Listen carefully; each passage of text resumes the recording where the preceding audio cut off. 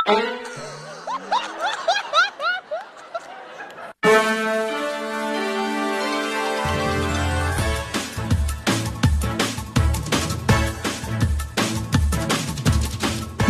sa Liga ng Kalokohan, narito na ang news for everyone.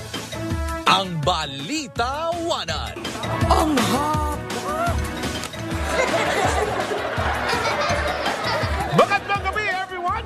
Ako ang inyong reaction man, Mario Mamaris. At ako naman ang inyong patola sa fake news, Sep Balimbing.